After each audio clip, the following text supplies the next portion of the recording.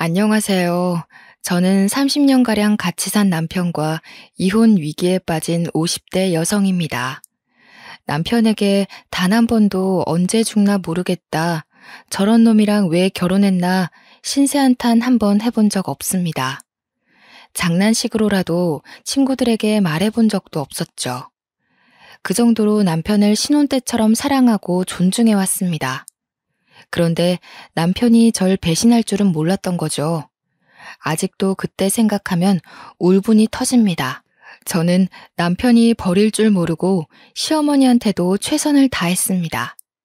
저희 남편은 조용하고 차분한 편이었지만 어머님은 달랐거든요.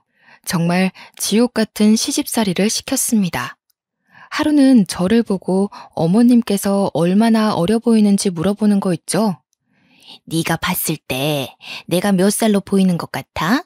내가 요즘 나이 어린 부녀회장이랑 어울리는데 그 부녀회장이 나보고 40대처럼 보인다는 거 있지? 진짜 그러니? 어머님 정도야 충분히 40대처럼 보이죠. 어머님이 워낙 센스 있게 입고 다니시잖아요. 피부도 좋으시고요. 제가 40대였는데 시어머니가 40대처럼 보이다뇨. 말도 안 되는 소리였죠.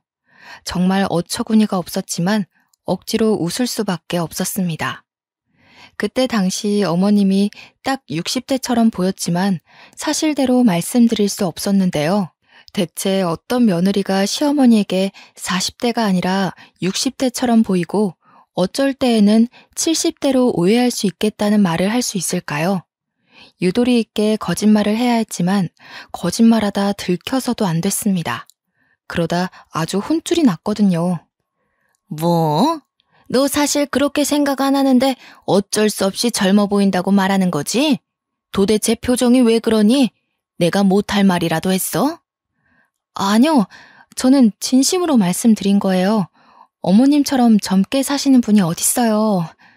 제가 손사래를 치며 호들갑을 떨어도 소용없었습니다. 이미 마음이 상하신 어머님께서 저에 대한 인신공격을 하셨거든요.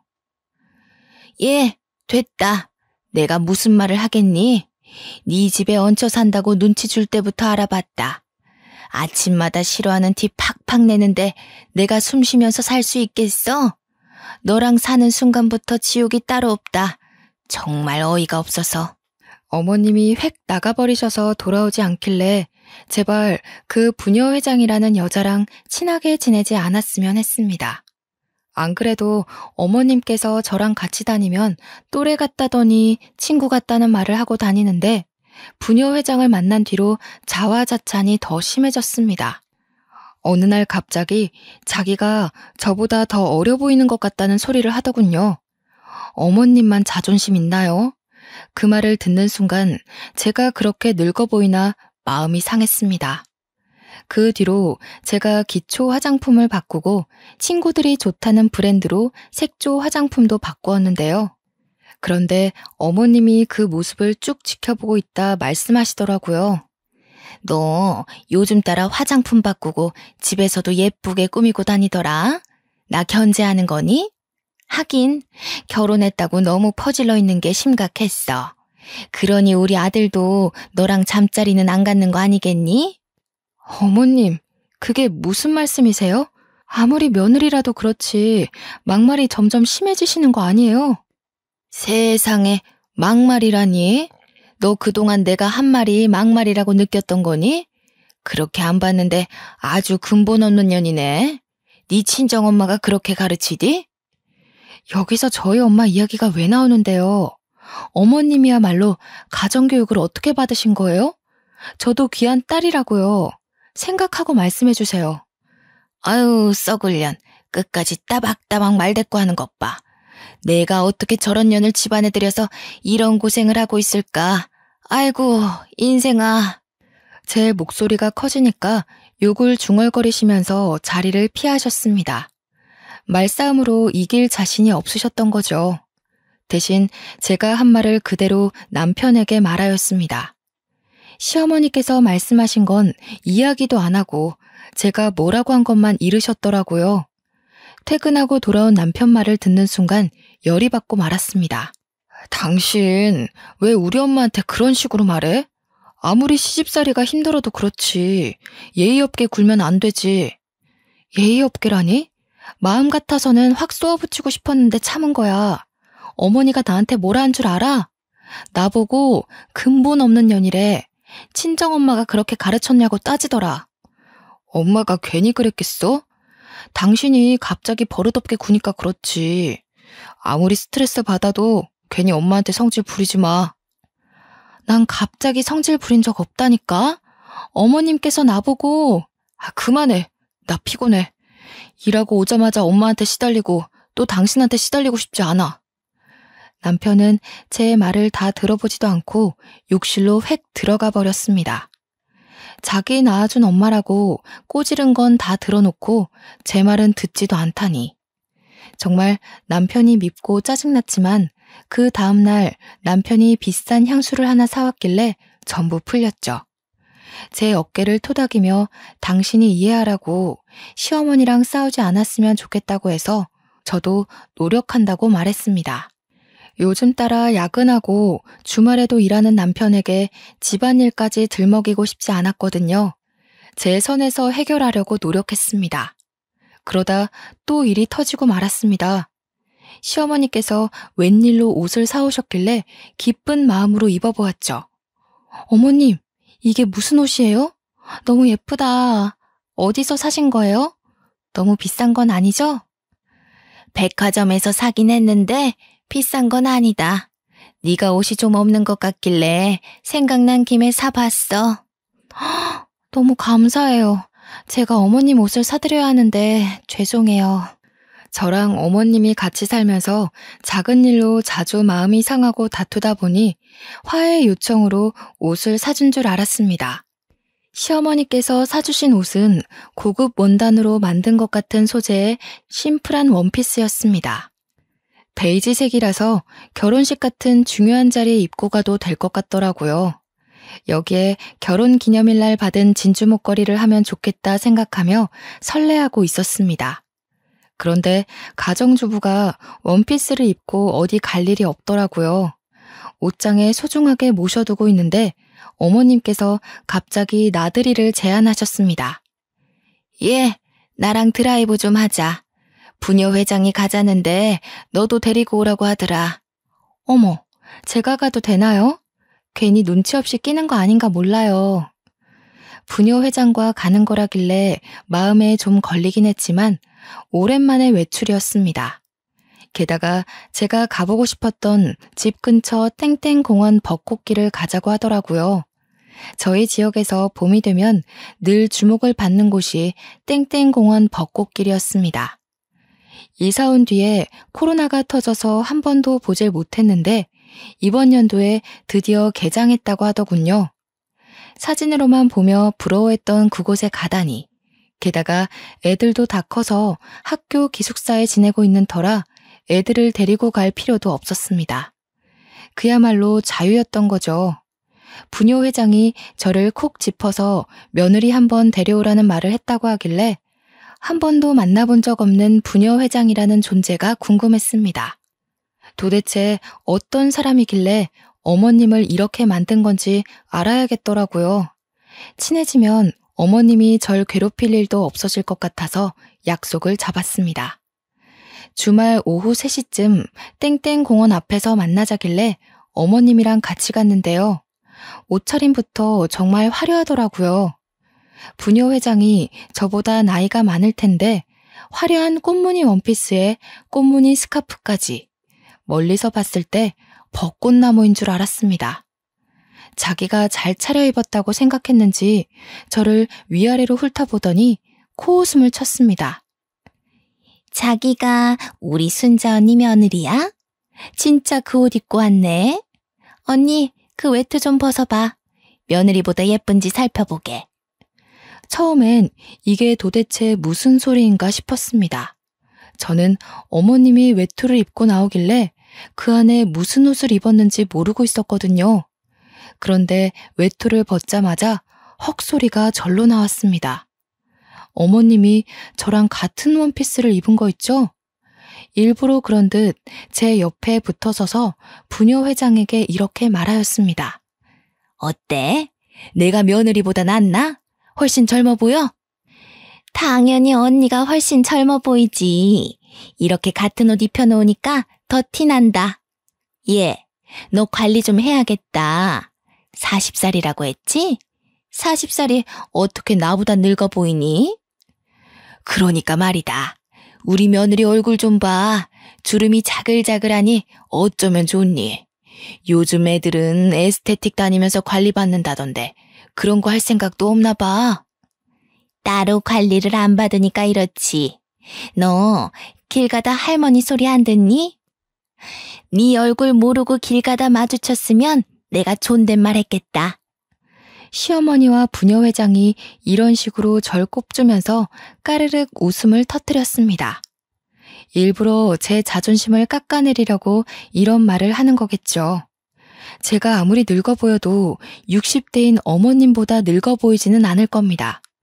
그동안 어머님을 정말 잘 보살펴드리고 보좌해드렸는데 저를 이런 취급하다뇨. 상처받아서 눈물을 흘릴 뻔했습니다.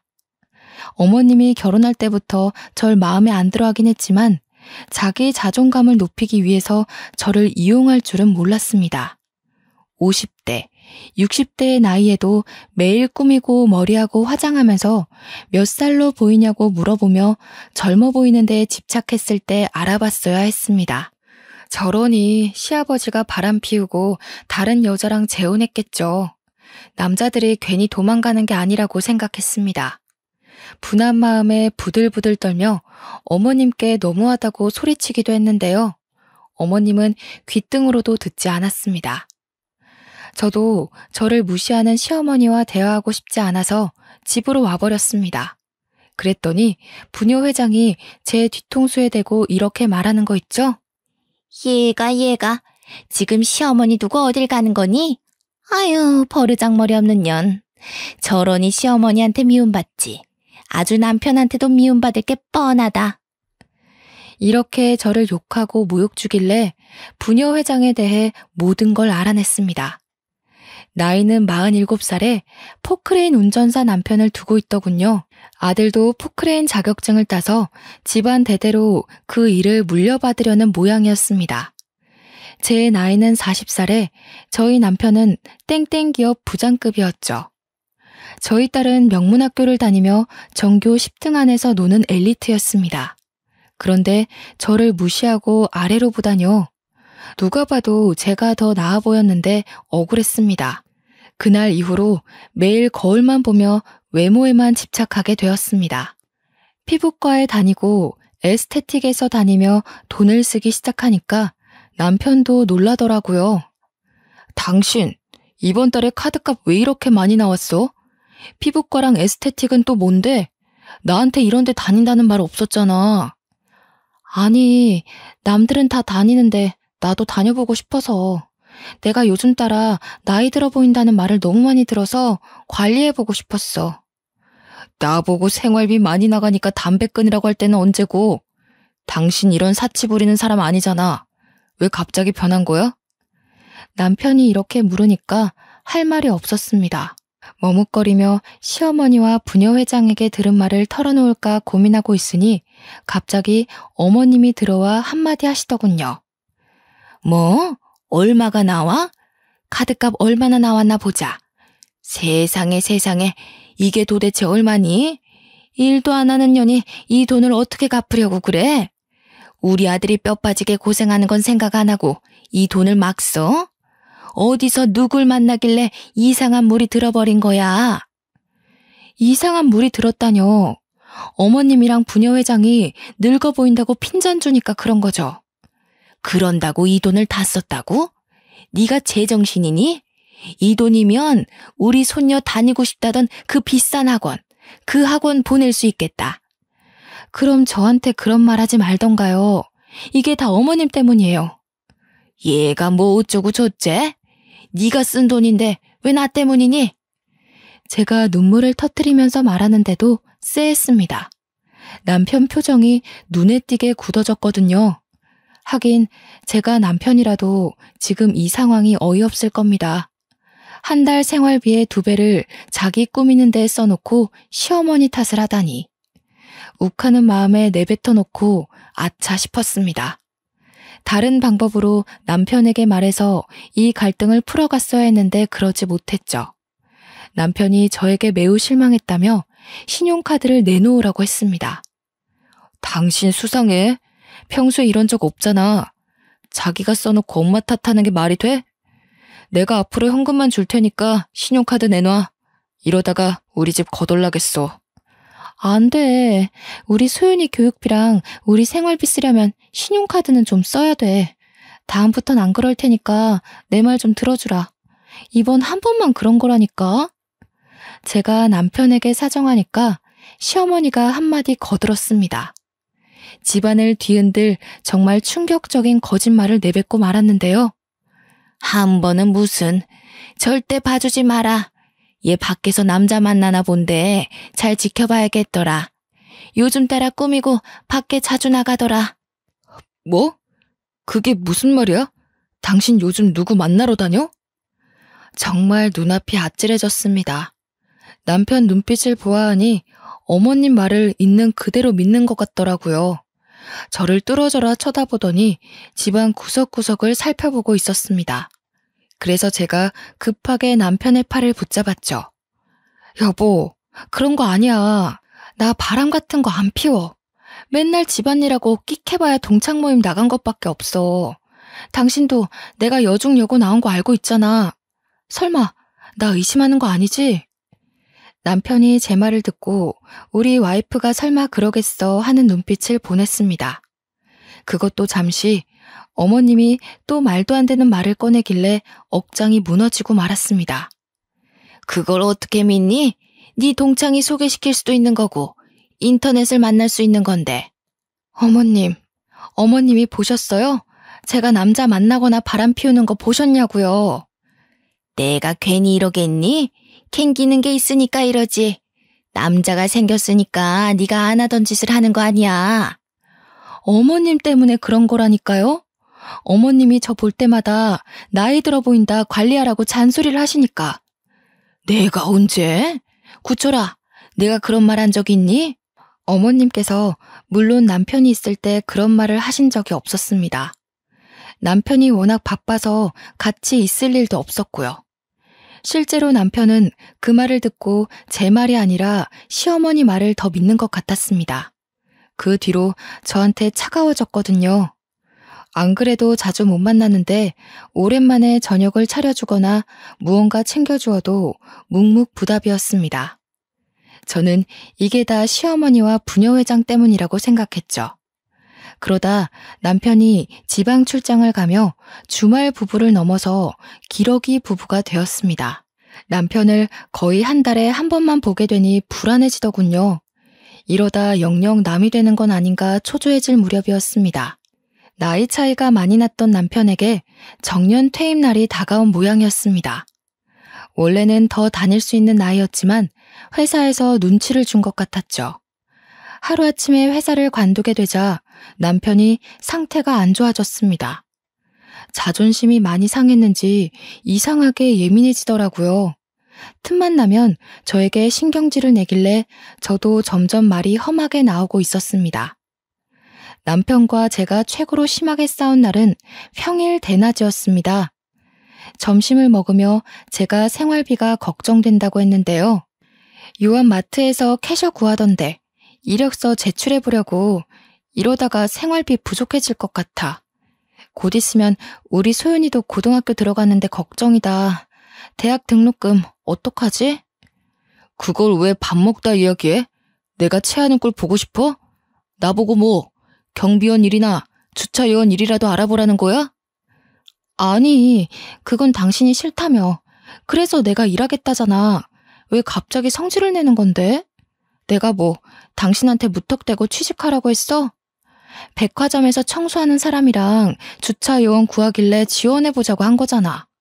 당신이 동네 사람들 만날 것 같아서 싫다며. 어떻게 그런 일을 하냐고 나보고 하지 말라고 했잖아. 그럼 당신은 아무렇지도 않아? 마트 캐셔로 일하다가 동네 사람들 만나도 아무렇지도 않냐고. 도대체 왜 그게 불편해? 동네 사람들 그 마트에서 일한 적 많이 있거든? 당신 다른 사람들 눈치 좀 보지 마. 일단 우리가 먹고 살아야 하는 거 아니야? 그렇게 돈이 걱정되면 당신 애인한테 가서 좀 달라고 해. 우리 엄마가 그러는데 동네에 소문 쫙 났다고 하더라? 뭐? 무슨 소문? 어머님이 또 뭐라고 말씀하셨는데? 당신 오랫동안 연애하고 있는 사람이 있다며. 당신이 내 카드로 피부과 끊고 에스테틱 끊었을 때부터. 그런 거 아니야. 어머님 말 믿지 말라니까? 도대체 왜 그러는데? 제발 내 말 좀 믿어줘. 제가 눈물까지 흘리며 도대체 언제까지 의심할 거냐고 난동을 피워도 소용없었습니다. 끝까지 저를 의심하더군요. 헛소문이라고 침착하게 말해봐도 화를 내봐도 남편은 한결같았습니다. 아무래도 갑자기 회사를 그만두게 된 후로 집안 가장이 돈을 못 벌어온다는 콤플렉스가 생기면서 저를 철저하게 의심하는 것 같았습니다. 아마도 제가 남편을 버리고 애인에게 갈 거라는 생각이라도 하는 모양이었죠. 저보다 엄마 말을 더 믿는 마마보이인 건 알고 있었어도 이렇게 철석같이 저를 배척하고 미워할 줄은 몰랐습니다. 괜히 같은 핏줄인 게 아니었습니다.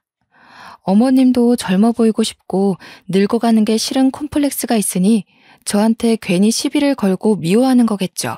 남편도 그 피를 물려받아 자기가 못생기고 키도 작고 나이도 많은데 그나마 잘 벌어오던 돈도 못 벌어오니 절 의심하는 것 같았습니다. 둘이 한 편을 먹고 저를 몇 년 동안 왕따시켰습니다. 절 두고 몰래 외식을 하고 오거나 여행을 다녀오는 일도 잦았는데요. 아침 일찍 일어나 마트 캐셔 일을 하고 오니 남편과 시어머니가 없어서 그러려니 했습니다. 저를 왕따시키고 어딜 놀러 갔을 거라고 생각했죠. 그런데 안방에서 이상한 말소리가 들리더라고요. 가까이 다가가 귀를 기울여 보니 여자 몸매 이야기를 하는 게 들렸습니다. 그 여자 몸매 봤니? 허리는 잘록하고 골반 넓은 게 애 잘 낳을 것 같더라. 며느리랑 너무 달라. 어떻게 그 나이 먹도록 20대처럼 날씬한가 몰라. 그러게. 성격도 좋은데 애교까지 많더라. 엄마 며느리가 그러면 얼마나 좋아? 얘, 자기 애인한테 애교 부려야 하는데 너한테 애교 부릴 시간이 있겠니? 내가 여러 번 말했지? 걔 이상한 점 한두 가지 아니라고. 그런데 증거가 없잖아. 엄마 말대로 수상해 보이는데 일하러 간다길래 따라가 봐도 진짜 마트 캐셔일만 하고 있던데? 우리가 365일 따라다녔니? 걔가 매일 바람 피는 것도 아닐 텐데 한두 번 따라다니면 안 되는 일이야. 지금이라도 남자 만나는 거 잡아내서 이혼해야지. 언제까지 그런 애랑 같이 살 거니? 차라리 오늘 만난 댄스 스포츠 선생이랑 재혼해라. 재혼은 무슨 재혼. 우리 소윤이 생각하면 이혼은 하면 안 돼. 요즘 이혼이 별거 아니라고 하지만 동네에서 우리 집 이혼했다고 소문났을 때 나도 너무 힘들었어. 그때 엄마도 힘들었잖아. 걔 딸이라면 아주 사족을 못 써서 이혼해도 꽁꽁 숨기고 있을 거다. 그럼 며느리가 바람 피우는 것처럼 몰래 만나보던가. 뭐? 어떻게? 이러면서 시어머니가 남편에게 말하는 목소리가 작아지길래 심장이 빠르게 뛰었습니다. 남편과 어머님이 도대체 무슨 말을 하고 있는 걸까요? 죄 없는 저를 두고 남자 숨기고 있다고 의심하고 힐난하는 것도 모자라 저 몰래 바람까지 피우려고 작전을 세우고 있었습니다. 저는 남편이 댄스 스포츠를 배우러 간 사실도 모르고 있어서 얼른 안방문을 열고 들어가 보았죠. 제 예상대로 남편과 시어머니가 저를 보고 놀라서 눈을 동그랗게 뜨고 있었습니다. 아유, 깜짝아. 얘가 왔으면 기척이라도 낼 것이지 왜 말도 없이 문을 열어? 어머니, 방금 무슨 말씀하시는 거예요? 댄스 스포츠가 뭐요? 지금 저 몰래 저희 남편 바람 피우라고 여자 소개시켜주려는 거예요? 뭐? 이게 미쳤나? 내가 무슨 치매라도 걸린 줄 알아? 이게 다 너 때문 아니니? 우리 아들이 요즘 죽고 싶다는 말을 자주 하길래 병원에 가봤더니 우울증이라고 하더라. 너는 우리 아들이 이렇게 되도록 뭐 했니? 설마 또 남자 만나고 온 거야? 남자라뇨. 어머님이랑 당신 둘 다 이상해. 내가 아니라고 몇 번 말해야 돼? 나는 한 번도 바람 피운 적 없다고. 남편만 병원에 갈 게 아니라 어머님도 병원 가봐야 할 것 같아요. 둘 다 아주 미친 것 같아. 봐봐라. 이렇게 이상한 또라이 취급하면서 끝까지 바람 피우는 거 숨기는 거. 너 같은 것은 지금 당장 이혼당해서 혼쭐이 나봐야 한다. 손녀딸만 아니었음 이 집에서 내쫓겼다고. 저도 소윤이만 아니었으면 바로 이혼했어요. 도대체 언제까지 저 의심하실 건데요? 아니라고 하면 믿어야죠. 쫓아다녀봤는데 남자 만나는 거 못 봤으면 믿으셔야 하는 거 아니에요? 이게 어디까지 엿들은 거야? 더러운 쥐새끼 같은 년.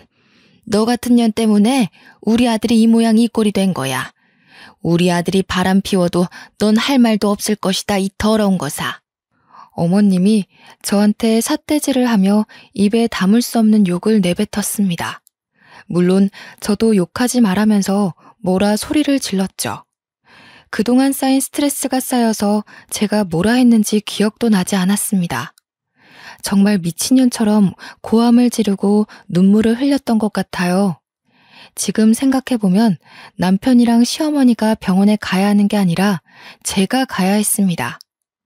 마음속에 곪은 상처가 많이 있어서 툭 하면 눈물을 흘렸거든요. 저는 친정이 제주도라서 갈 도리도 없었습니다. 마트 캐셔 일을 하면서 모은 돈으로 친정으로 가서 돌아오지 말까 생각도 해보았는데요. 기숙사 생활을 하며 인서울을 목표로 하고 있는 제 딸이 걱정되더라고요. 제가 획 가버려서 이혼이라도 당하면 제 딸 소윤이가 마음이 심란해져서 입시도 망치고 앞길을 막을까 걱정이 되었습니다. 어떻게 얻은 귀한 딸인데 제가 아이를 가지기 힘든 몸이라 시험관 시술을 통해 늦은 나이에 가진 아이였습니다. 계속 아이가 유산되는 것도 남편이 나이가 있는 것도 한몫했는데 시어머니가 계속 저만 탓했던 것도 생각이 났습니다. 남편은 그래도 연애했을 때 기억도 남아있고 제가 유산했을 때 정말 잘해주어서 미운 정이라도 남아있는데 시어머니는 정말 미워할 수밖에 없는 존재였죠. 이렇게 며느리를 헐뜯고 미워할 거면 혼자 사시지. 혼자 살기 싫고 끝까지 아들 끌어안고 살 거면 결혼을 시키지 말지 하는 마음이 굳세게 느껴졌습니다. 하지만 이미 결혼한 거 어쩌나요? 우울증에 걸렸다는 남편이 너무 걱정돼서 남편이랑 다시 병원을 찾아가 보았습니다. 처음에는 남편만 상담실에 들어가서 이야기를 나누더니 의사 선생님께서 저보고 들어오라는 말을 하였습니다.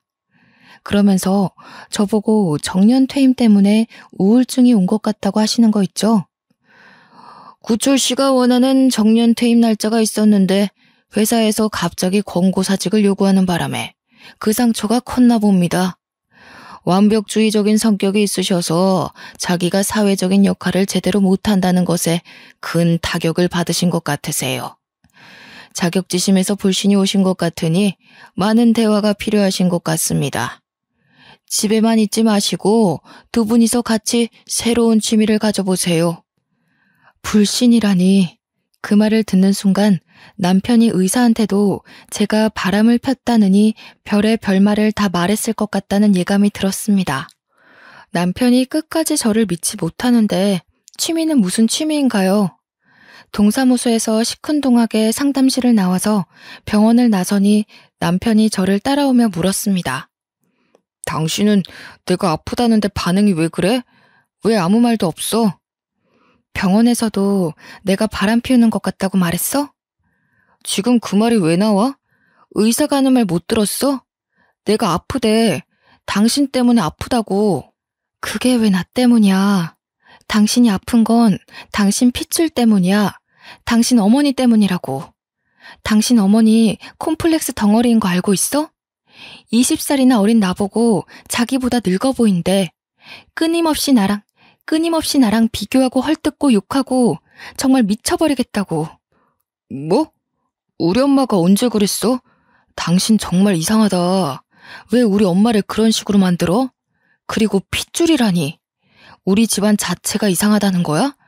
당신 정신이 어떻게 된 거 아냐? 그래, 끝까지 당신 엄마 편만 들을 거면 마음대로 해. 당신 마음대로 나 의심하고 당신 마음대로 바람 피우라고. 댄스 스포츠인가 뭔가 하는 그년하고 만나든가 네 멋대로 하라고. 저는 그날부터 남편을 포기하기로 마음먹었습니다. 제가 대화하려고 노력하고 해명하려고 애쓰면 뭐하나요? 하나도 믿지 못하고 끝까지 저를 욕하고 손가락질하는데 질려버리고 말았습니다. 이참에 파트타임으로 일하던 마트 캐셔일을 늘려서 일주일에 한 번씩만 쉬고 정신없이 일해보려고 했습니다. 마침 마트 캐셔 직원이 여러 명 관두는 바람에 다른 시간대도 일해달라는 부탁을 받은 참이었거든요. 집안일은 머릿속에서 지우고 우리 딸을 위한 목돈을 모아둘 작정이었습니다. 그렇게 의도적으로 남편에게 외면하고 있었는데요. 2개월 정도 지날 무렵 캐셔 일을 하고 돌아와서 집안일에 손을 대기 시작했습니다. 밀린 빨래를 모아 하려는데 남편 와이셔츠가 웬일로 나와 있더라고요.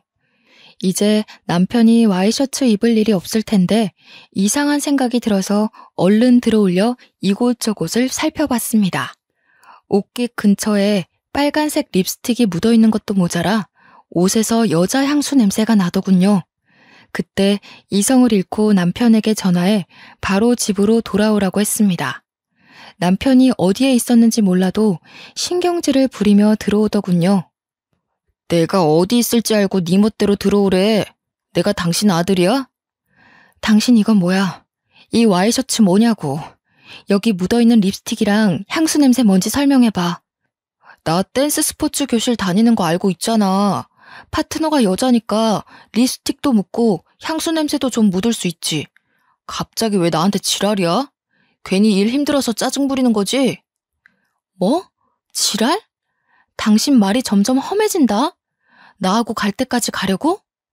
바람 피우는 건 당신이면서 나 의심하려고 그러니까 그렇지. 당신 오늘도 남자 만나니까 좋았어? 왜? 그 새끼가 잘해주디? 당신 정신과 똑바로 다녀. 우울증만 있는 게 아니라 의처증도 있는 것 같으니까. 제가 입술을 부르르 떨며 윽박질러도 남편은 끄덕도 안 했습니다. 오히려 제 말을 비웃더니 집안일이나 하라고 제 머리를 손가락으로 꾹 누르는 거 있죠? 정신 차려 이 여팻네야.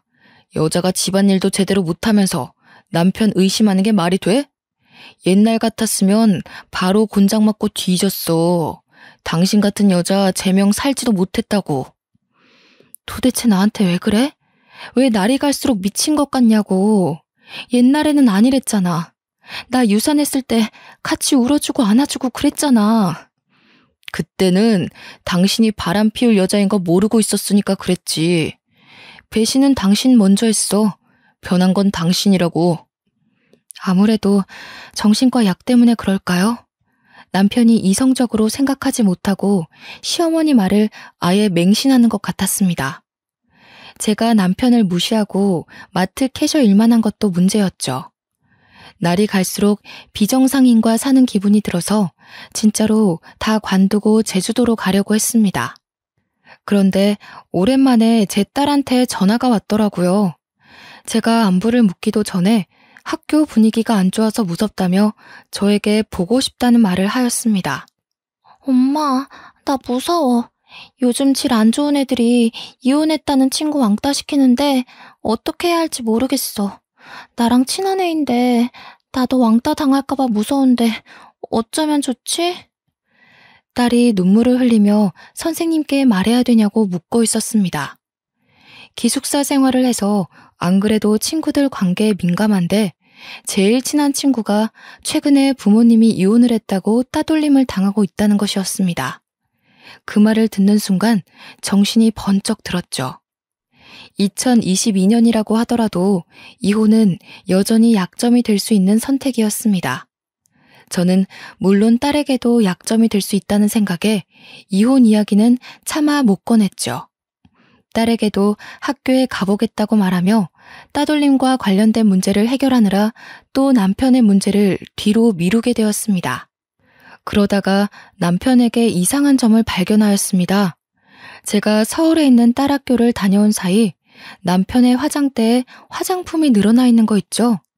향수는 물론 비싼 남성용 기초 화장품까지 놓여 있었습니다. 분명히 남편에게 딸의 문제를 말하고 서울에 다녀왔는데 담임 선생님과 잘 말했는지 물어보지도 않았습니다. 저를 본체만체 하더니 생전 뿌리지 않던 향수도 뿌리고 있더군요. 그리고 어디론가 가려고 하길래 남편을 붙잡고 소리쳤습니다. 당신 지금 어디가? 내가 서울 다녀온다고 했잖아. 우리 소윤이 걱정은 안 돼? 안 그래도 집도 먼데 왕따라도 당했으면 어쩌려고. 진짜로 왕따 당한 건 아니잖아. 걔 친구가 당한 거라며. 왜 이렇게 호들갑이야? 소윤이가 당한 것도 아닌데 서울까지 간 건 오바라고. 요즘 애들 순식간에 왕따 당하는 거 몰라? 당신 댄스 스포츠에 쏟을 시간 소윤이한테도 좀 쏟아. 애가 울었다고 하면 전화라도 좀 해보라고. 그러니까 누가 서울로 학교 보내래? 공부 잘한다고 명문학교 보낸 건 당신이잖아. 소윤이는 서울에 가고 싶어 하지도 않았어. 당신이 잘 타일러서 보내놓고 왜 그러는데? 내가 괜히 보냈겠어? 나도 무리해서 투자한 거라고. 당신이 언제 소윤이한테 신경이라도 써봤냐고. 당신 아직도 소윤이가 다니고 있는 학교 이름도 모르지? 생일도 까먹고 있지? 지금 그게 중요해? 난 소윤이한테 부끄러운 짓 한 적 없어. 근데 당신은 했잖아. 대놓고 속이고 남자 만나고 즐겨놓고 무슨. 남편이 이렇게 말하고 현관문을 쾅 닫고 나가버렸습니다. 보나마나 댄스 스포츠 교실을 간 것 같길래 제가 쫓아가 보았죠. 여자를 만나서 데이트하거나 여자 집에 들어갈 줄 알았는데 제 예상과는 다르게 댄스 스포츠 교실로 들어가 수업을 듣고 있었습니다. 선생님처럼 보이는 남자의 지도에 따라 자세를 잡고 춤을 추길래 제가 괜한 의심을 했나 싶었습니다. 저한테 모진말을 한 것도 마음이 고장나서 그런 거 아닐까 하는 생각에 아주 잠시 스쳐 지나갔는데요. 갑자기 문틈 사이로 여보! 라는 소리가 들리더군요. 그래서 문에 바짝 붙어서 남편과 여자 파트너를 지켜보았습니다. 여보, 우리 소윤이는 어쩌지? 왕따 당하면 안 되는데 괜히 친구 잘못 만나서 따돌림 당하면 나 속상해. 불륜녀가 자기가 남편의 진짜 와이프가 된 것처럼 굴길래 대체 어떻게 생긴 작자가 그러는지 보려고 눈을 크게 떴습니다. 아무리 살펴봐도 익숙한 얼굴이더군요. 진짜 누구일까 생각하던 와중 부녀회장의 얼굴이 떠올랐습니다. 시어머니를 닥달해 같은 옷을 입히게 만든 그 사이코 작자요. 그 여자가 괜히 저한테 그런 짓을 저지른 게 아니었습니다. 제 인생이 탐나고 질투나니 어떻게든 빼앗고 망치려고 한 것이었습니다. 제가 충격을 받아 멍하니 서 있으니 남편이 부녀회장보다 한술 더 뜨더군요. 절대 왕따 안 당해. 우리 소윤이가 누구 딸인데 왕따 당하겠어? 왕따 당하더라도 걱정하지 마. 내가 당장 달려가서 혼내줄 테니까. 서울에 있는 땡땡 학교까지? 당신 안 그래도 바쁜데 어떻게 거기까지 가? 요즘 땡땡 기업 바쁘잖아. 당신이 거기서 일 제일 잘해서 사람들이 당신만 찾는다며. 딸 문제 때문에 연차 쓰면 사람들이 이해해줘야지. 뭐라 항의하면 자르면 돼. 어머, 우리 오빠 대단하다. 오빠랑 결혼하길 너무 잘했어. 남편과 불륜녀가 말하는 대화는 전혀 사실이 아니었습니다. 불륜녀가 진짜 와이프고 소윤이가 자기 친딸인 것처럼 구는 것부터 거짓이었죠. 게다가 남편이 소윤이를 생각하는 것도 거짓, 아직 땡땡 기업에 다니고 있는 것도 거짓이었습니다. 남편이 땡땡 기업에 다니고 있을 때에는 인정받지 못하고 구닥다리 취급받은 적이 많이 있었습니다. 남편이 바람 피운 이유는 불륜녀가 남편의 환상을 채워줘서일까요? 댄스 스포츠 회원들이 남편과 불륜녀를 부러워하며 동경하는 눈빛을 보내자 남편의 어깨가 절로 올라가 있는 게 보였습니다.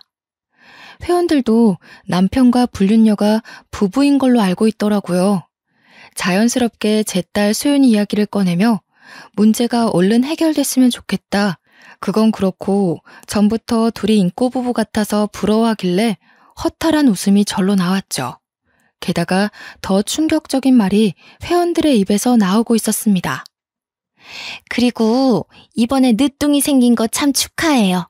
이 나이에 아주 기적이야, 기적. 맞아요.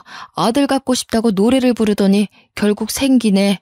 가만 보면 둘이 바라는 대로 다 되는 것 같아. 정말 대단해. 제가 이 말을 듣고 놀라서 문을 벌컥 열어버리고 말았습니다. 댄스 스포츠 교실 회원들도 이 동네 사람들일 텐데 소문날 건 생각도 안 하고 아주 난동을 피우고 말았죠. 당신 지금 바람 피운 것도 모자라 임신시켰어? 이 여자 임신시킨 거냐고. 갑자기 찾아와서 무슨 말 하는 거야? 수업 중인 거 안 보여? 나가서 이야기해. 뭘 나가서 이야기해. 여기서 이야기해. 이거 놔. 여기서 이야기하라고. 마음 같아서는 사람들 다 있는 데서 남편을 힐난하고 싶었지만 힘이 따라주지 않았습니다. 남편에게 붙잡혀 질질 끌려 나오고 말았죠. 그것도 모자라 남편에게 믿을 수 없는 말을 듣고 말았습니다. 우리 경자한테 애가 생겼어. 당신도 만나는 남자 있을 테니까 서로 비밀 지키자. 안 그래도 소윤이 친구가 이혼 가정이라고 왕따 당했다며? 나도 우리 소윤이 왕따 당하는 거 원치 않아.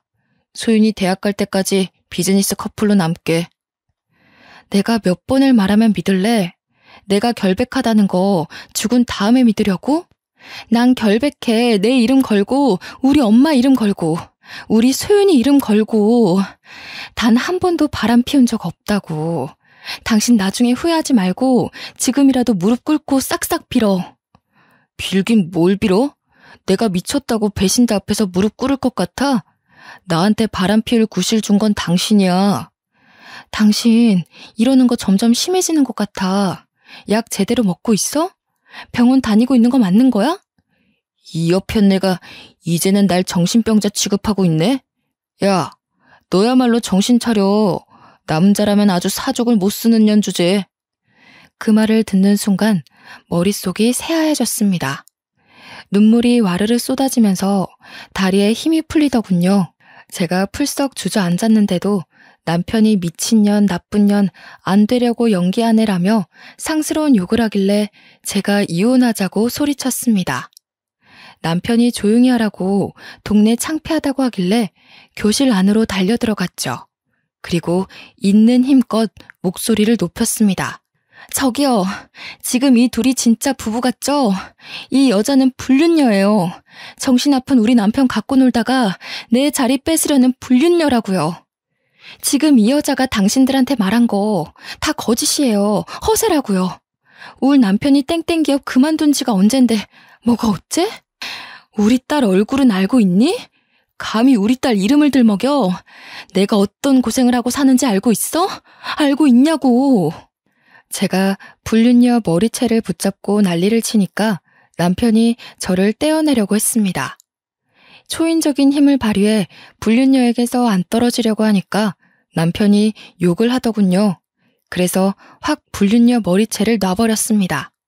불륜녀는 당연히 엉덩방아를 찌으며 눈물을 흘리더라고요. 저는 불륜녀가 생쇼를 하며 눈물을 흘리던 말던 남편 뺨을 후려쳤습니다. 거기서 끝내지 않고 경찰을 불러 이 두 놈이 가족을 버리고 붙어먹더니 임신까지 했다고 일러 바쳤습니다. 경찰은 이걸 어떻게 해야 하나 난감해하는데 불륜녀가 시치미를 떼더라고요. 애는 무슨 애요? 저희는 그냥 수업 같이 듣는 사람인데 갑자기 찾아와서 제 머리채를 잡아 뜯었어요. 그냥 미친년 같다고요. 아, 그래? 그럼 이 회원들이 들은 말은 뭐지? 경찰 아저씨, 회원들한테 물어봐요. 이 여자 배 쓰다듬으면서 뭔 말했는지. 그걸 왜 물어봐요? 그런 건 물어보지 마세요. 친하지도 않은 사람들인데 왜? 그러면 물어보지 말고 바로 병원 가보자. 그렇게 당당하면 지금 산부인과 가서 사진 찍어보자고. 네 뱃속에 애가 있는지 없는지 살펴보자니까. 이 미친년이 왜 그래? 이거 안 나?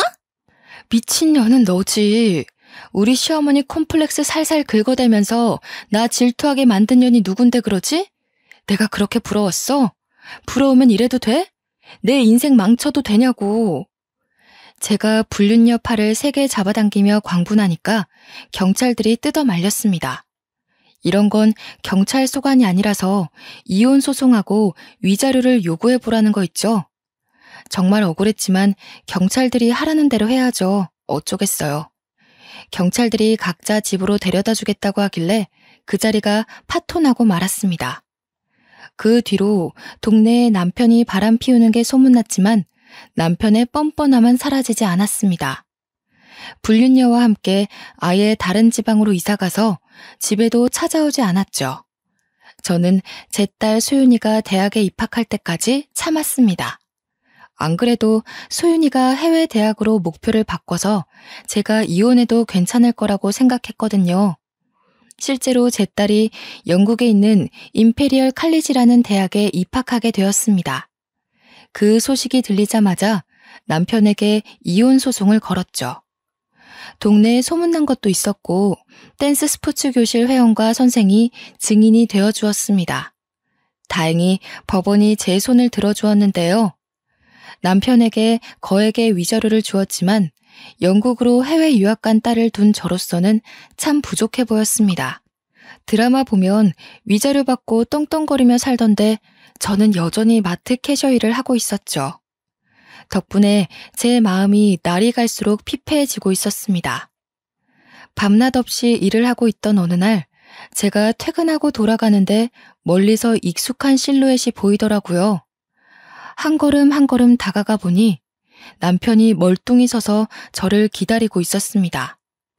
소윤이가 유학을 잘하고 있냐고 연락도 없던 사람인데 갑자기 찾아오다니.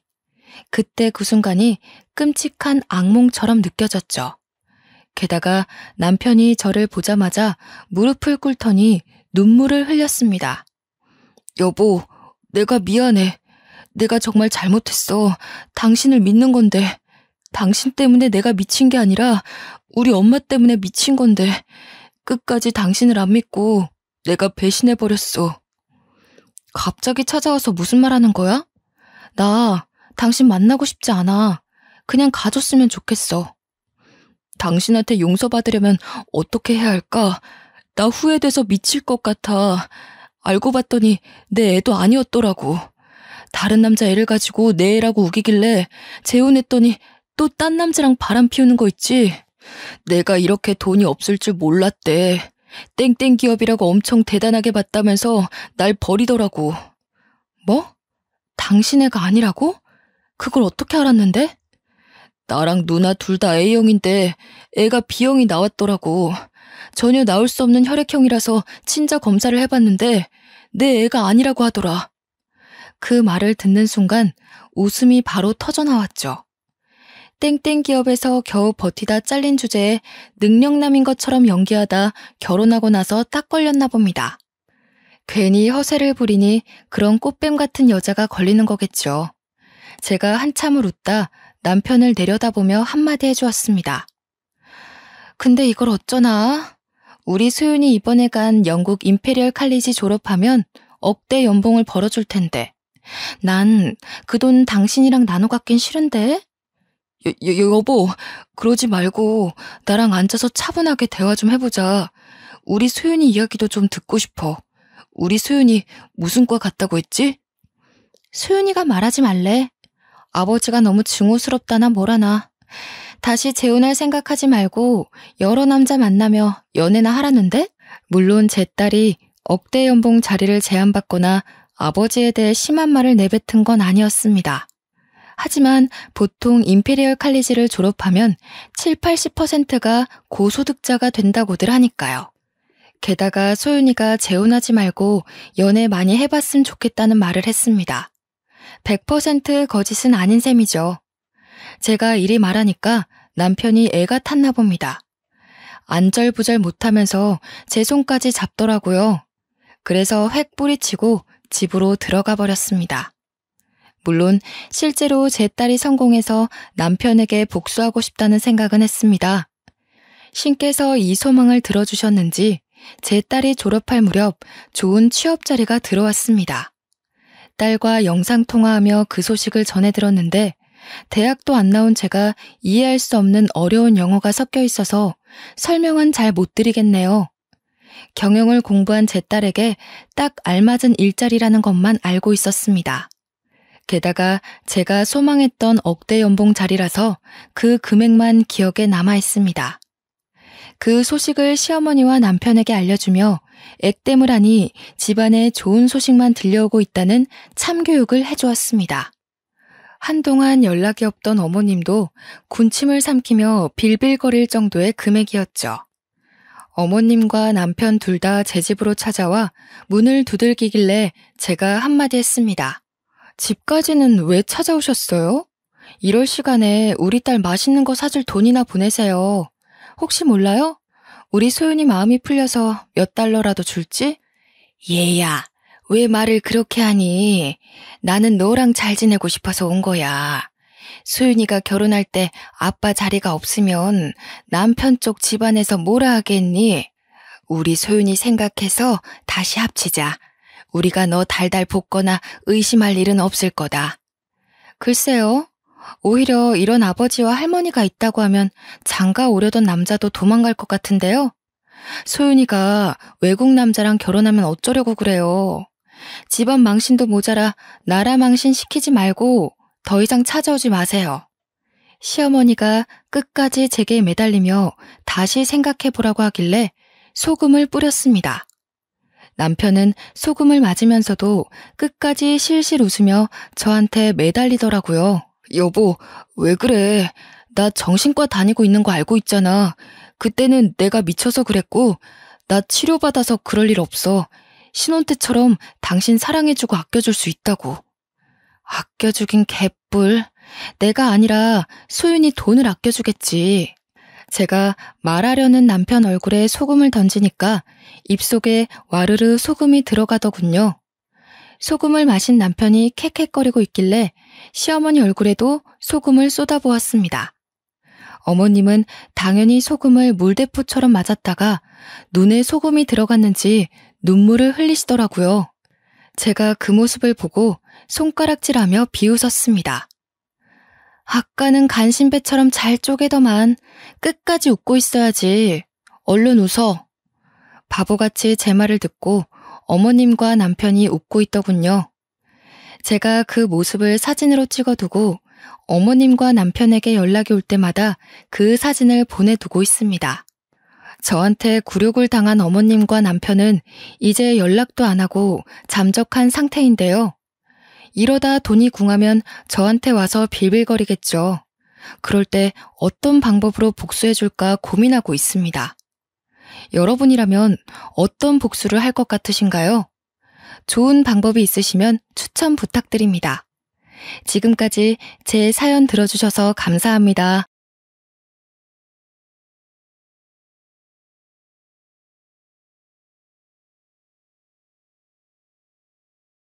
안녕하세요. 저는 30대 초반의 평범한 남성입니다. 이 한 줄 소개하는데 몇 번을 지웠다 썼다 했는지 모르겠네요. 이렇게 글재주가 없지만 제 사연을 많은 분들께 들려드리고 싶은 마음에 용기를 내어봅니다. 특히 꼭 제 사연을 봤으면 하는 사람이 있거든요. 혹시 제 사연을 들어주시는 분들 중 가난을 겪어보신 분 있으신가요? 그렇다면 제 사연이 더욱 와닿으실 겁니다. 사람 사는 게 다 똑같다고 하지만 그것도 어느 정도 배가 부른 소리지 정말 배고픈 사람들은 이런 말을 못 꺼내지요. 저는 지긋지긋한 가난에 시달리며 살았습니다.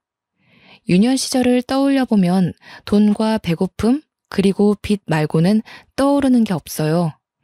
지금 생각해봐도 너무 힘들었다는 말밖에 나오지 않을 정도로 힘들었습니다. 보통은 유복하다가 망하는 집안이 많지요. 그러나 저희 집은 처음부터 배고픈 집안이었는데 아버지께서 지인분과 동업을 하시면서 집안은 풍비박산이 났습니다. 그렇게 하지 말라고 말리던 엄마의 만류에도 불구하고 아버지께서는 고집을 부리셨고 동업을 한다며 없는 살림에 빚까지 져서 모든 걸 올인하셨습니다. 그 결과는 처참했어요. 동업자였던 지인에게 사기를 당한 이후 부모님의 사이는 벌어질 대로 벌어졌고 아버지는 온종일 술로 보내셨습니다. 부모님과 저 그리고 여동생 2명이 함께 살던 작은 집까지도 날려야 했고 저희 가족에게 더는 행복함이 없었죠. 정말 코딱지만한 방 한 칸에서 5 식구가 살게 되었는데 너무 숨막히고 싫었습니다. 아버지도 조금 더 잘해보려고 욕심을 내시다 그랬다는 건 이해할 수 있었어요. 다만 이미 사고가 터졌고 일이 벌어졌는데 수습하려는 모습은 보이지도 않았고 온종일 술만 마시며 주정 부리는 모습이 견디기 힘들었습니다. 아버지는 술만 마셨다 하면 저희 남매에게 험한 말을 내뱉었죠. 야, 넌 장남이란 놈이 집안이 이렇게 망했는데 아무것도 안 하고 전하태평이야? 저런 놈을 장남이라고 낳은 내가 미친놈이지. 에라이 썩을 잡놈아, 니까지 꺾어서 뭐가 될 것 같냐? 나가 죽어라. 그만하세요. 뭐? 그만하세요? 이게 어디서 말대답이야? 싹수 없이. 왜? 네 아비가 사업 망하고 이 꼴로 있으니까 웃음냐? 마음만해? 좀 제발 그만하시라고요. 이렇게 된 게 누구 때문인데 아버지가 그러고 계세요? 아버지 때문에 집안 풍비박산 난 거잖아요. 아버지가 수습하셔야죠. 왜 저한테 그러세요? 이 썩을 것 말하는 것 좀 봐라. 네가 나한테 안 맞은 지 오래됐지? 네가 아주 처맞고 싶어서 몸이 근질근질하지? 아버지가 무슨 자격으로 저를 때리세요? 제발 그만 좀 하세요.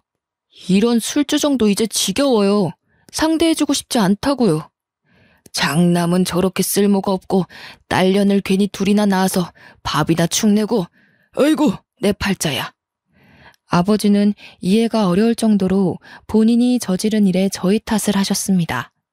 어떻게 이게 저희 탓이 되는 건지 이해할 수 없었고 그런 아버지가 너무 싫더라고요. 돈이 없지만 어떻게 겨우 차린 밥상을 뒤집으며 반찬이 이게 뭐냐고 난리를 치는 것도 한두 번이 아니었고 잘 자고 있는 여동생들을 발로 차며 깨워서 돈 벌어오라고 난리치는 것도 한두 번이 아니었죠. 저는 이런 아버지가 소름 끼칠 정도로 싫었고 저렇게 살 거면 차라리 길거리나 돌아다니면서 살았으면 좋겠다는 생각도 했고 우리 눈에 보이지 않았으면 하는 나쁜 생각도 했었습니다. 사람이 어쩜 저렇게 이기적인지 모르겠더라고요. 사업이 망하고 내내 안 좋은 모습만 보여주고 가족들을 더욱 고통스럽게 하던 아버지는 건강 악화까지 되시며 가족들을 더 절망에 빠뜨렸습니다. 돈도 없었고 치료 의지도 없었던 아버지는 결국 지병을 앓다 세상을 떠나셨죠. 아버지가 돌아가셨는데 놀랍게도 눈물이 한 방울도 나오지 않았어요. 왜냐면 아버지가 돌아가신 후 저희 가족에게 남은 건 감당할 수 없는 빚이었습니다. 모든 빚을 떠안게 된 후 저희 가족은 아버지의 죽음을 슬퍼할 겨를도 없이 도망 다녀야 했어요. 그 작은 집도 저희가 산다는 게 노출이 되어 하루에도 몇 번이고 빚쟁이들이 찾아와 부수고 협박을 했기에 도망가야 했죠. 결국 저희 가족은 다 무너져가는 집으로 이사를 하게 되었습니다. 이사라는 표현이 웃길 정도로 겨우 몸을 숨기고 잠을 잘 수 있는 곳이었죠. 이런 곳에 과연 사람이 살 수 있을까라는 생각이 드는 곳에서 지냈습니다. 다 무너져가는 집이라 비라도 오면 곳곳에서 빗물이 들어와 거의 밖에서 자는 것과 다를 바 없었어요. 그뿐 아니라 별의별 벌레들이 어찌나 많은지 벌레 무서워하던 여동생들도 어느새 적응을 해서 아무렇지 않아졌습니다. 아슬아슬하게 어떻게 살아가고 있었지만 사실 문제는 여기서 그치지 않았지요. 엄마께서는 워낙 몸이 약하셔서 긴 시간 일을 하는 건 무리였습니다. 거기다 밑에 있는 여동생 둘은 아직 학생이라서 돈을 벌 수도 없었어요. 결국 이 집안에서 돈을 제대로 벌 수 있는 건 저 하나였고 저는 오전 일찍부터 새벽까지 하루 3-4시간을 겨우 자면서 일을 했습니다. 피곤함에 찌들어 집에 들어오면 정말 씻고 바로 뻗기 바빴지만 가족들이 배를 굼지 않아도 된다는 생각 하나로 버티며 살았죠. 그러나 밑 빠진 독에 물 붓기도 아니고 이렇게 벌고 또 벌어도 모이는 거 하나 없이 늘 금전적으로 부족한 삶을 살아야 했습니다. 빚도 있다 보니까 벌어도 끝이 없었고 참 허무했어요. 저도 젊은 나이이고 말 그대로 청춘이라 놀고 싶은 날도 있었지만 그런 생각을 할 수도 없었죠. 몸 쓰는 일을 하며 너무 힘들다 보니 여러 가지 생각은 했었습니다. 제대로 된 취업을 하고 싶었지만 그럴 엄두도 내지 못했던 게 제가 단 하루라도 일을 하지 않으면 온 가족이 쫄쫄 굶어야 하는 상황이 오니까 욕심을 내지도 못했어요. 저 역시 안정적인 직업을 갖고 정해진 출퇴근 시간에만 일을 하고 싶었지만 그건 그냥 제 욕심이라는 걸 알았기에 시도조차 하지 않았죠. 그리고 막말로 취업을 할 수 있다고 해도 제가 능력이 없었기 때문에 번듯한 직장에 들어가는 것 자체가 무리였습니다. 그러니 그냥 현재의 제 삶에 만족하며 막리를 할 수밖에 없었어요. 제가 이 당시에 저 스스로에게 최면을 많이 걸었습니다. 일을 해서 먹고 사는 게 어디야? 라든지 나는 지금 가족을 위해 최선을 다하고 있고 충분히 훌륭한 사람이야. 같은 말들로 스스로를 위로했고 긍정의 힘을 얻으려 노력했어요. 이렇게 하지 않으면 제가 금방이라도 지쳐 쓰러질 것 같았죠. 그래도 외롭지는 않았던 게 제가 이렇게 고생하는 걸 엄마와 여동생들이 알아줬거든요. 늘 힘들게 일하고 오면 다 무너져가는 작은 집에서 가장 편한 자리에 그나마 좋은 이부자리를 펴두고 제가 쉴 수 있는 공간을 마련해줬습니다. 그뿐 아니라 없는 형편에 먹을 것도 별로 없는 우리 집 반찬에 가장 맛있고 좋은 반찬은 늘 저를 위해 빼두곤 했지요. 어떻게 보면 별거 아니라고 생각할 수 있지만 그 당시 저희 집 형편을 생각해보면 정말 대단한 일이었고 저를 배려해 준 거였습니다. 또 제게 돈을 받는 걸 당연하게 여기지 않아서 그나마 제가 위안을 삼을 수 있었습니다. 오빠, 정말 미안한데 나 용돈 조금만 줄 수 있을까? 오빠가 힘들게 일하는 거 다 알고 있어서 용돈 진짜 아껴서 썼는데 저번에 문제집을 잃어버려서 다시 사느라 돈이 조금 부족해서. 그래? 그런 거면 오빠한테 진작에 말하지. 돈 아예 없었을 거 아니야. 응, 그냥 걸어서 왔다 갔다 했어. 차비라도 아끼려고. 미안해, 오빠. 오빠도 힘들게 버는 돈인데 내가 함부로 써서. 나중에 내가 더 커서 돈 벌면 꼭 오빠한테 갚을게. 뭘 또 갚는다고 그래. 그냥 제대로 공부해서 성공만 해. 너희가 성공하는 게 오빠 도와주는 거야. 우리 아들 힘들지? 그래도 이번에 생활비가 좀 여유가 있어서 다음 달에 생활비 전부 안 줘도 괜찮을 것 같아. 엄마가 능력도 없고 몸도 아픈 엄마라서 미안해. 왜들 그래? 난 괜찮아. 그냥 우리 가족 조금만 더 고생하다 보면 좋은 날이 올 거니까 모두 힘내보자. 가족들은 모두 제가 주는 아주 작은 돈도 아껴 쓰고 또 아껴 썼고 저는 그걸 알기 때문에 제가 벌어서 온 가족이 먹고 살아도 불만이 없었습니다. 이런 부분에는 불만이 없었지만 뭔가 큰 돈을 벌고 싶다는 욕망이 있었어요. 제가 조금 더 여유롭게 벌면 분명 우리 가족이 더 여유로운 상황이 될 걸 알았기에 욕심이 났습니다. 그래서 늘 일을 하면서도 어떻게 하면 돈을 더 벌 수 있을까라는 생각을 했었죠. 그러던 중 동네에 이상한 무언가가 생겼습니다. 규모가 꽤 큰데 마트도 아닌 것이 문구점도 아닌 것이 온갖 것들이 다 파는 곳이었죠.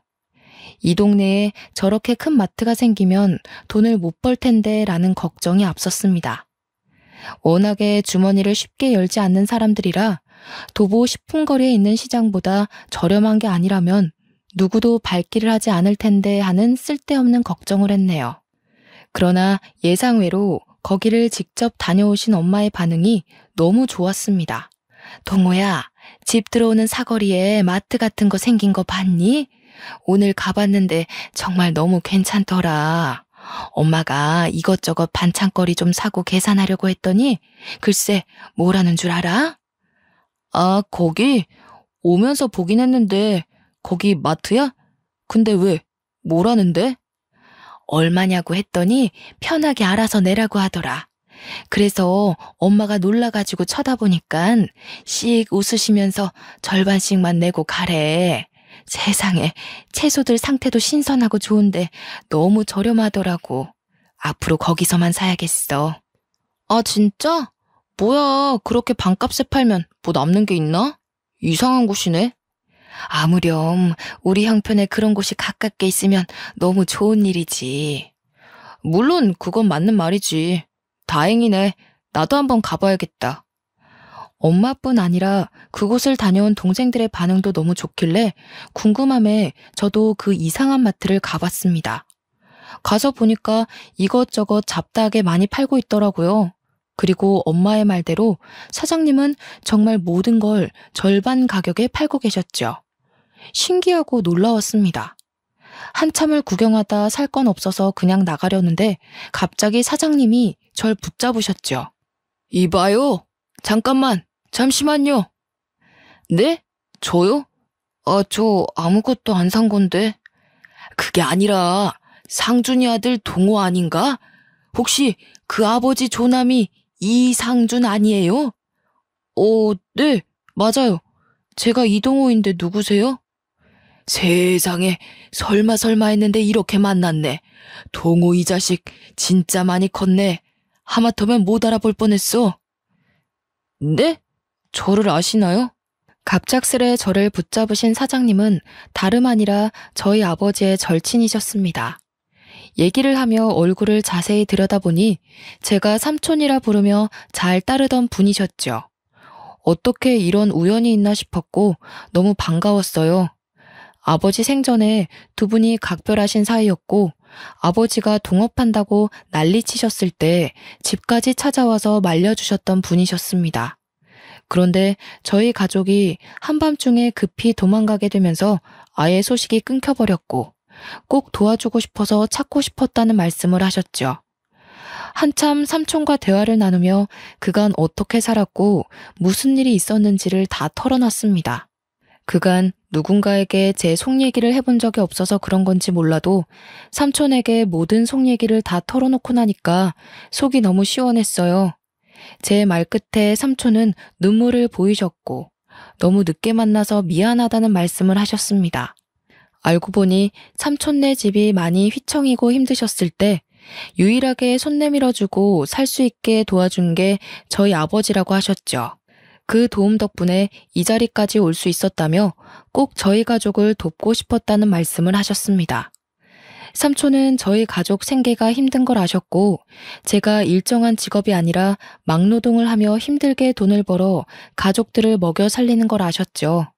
그래서 제게 삼촌이 차리셨던 그 가게를 주셨습니다. 분명 동네 슈퍼마트 같은 느낌이지만 잡다한 게 다 있기 때문에 돈을 편하게 벌 수 있을 거라고 하셨고 이 가게를 운영하면서 제가 하고 싶었던 것들을 조금씩 해보라고 하셨죠. 그럴 게 아니라 동호 너가 이 가게 맡아서 해봐. 명의도 너한테 싹 다 넘겨줄 테니까 열심히 해봐. 절대 돈을 못 버는 곳은 아니니까 지금보다 여유롭고 편하게 살 수 있을 거야. 네? 이 가게를 주신다고요? 그래. 가게 매출도 있지만 땅값도 장난 아니다 너. 내가 너희 아버지한테 받은 게 참 많아서 그래. 어떻게 보면 내 목숨 살려준 놈이기도 하지. 나는 이렇게 살아가게 만들고 그놈은 그렇게 떠날 줄 누가 알았겠냐고. 삼촌, 진짜 감사해요. 이걸 어떻게 보답해야 할지 모르겠네요. 솔직히 안 받는 게 맞는데 저 욕심 좀 내고 싶어요. 너무 힘들거든요. 너 임마, 그럴 자격 충분히 있어. 앞으로 뭘 하든 욕심내면서 살아. 그리고 앞으로는 자주 연락하고 얼굴 보면서 지내자 동호야. 힘든 일 있으면 삼촌한테는 꼭 털어놓고, 알겠지?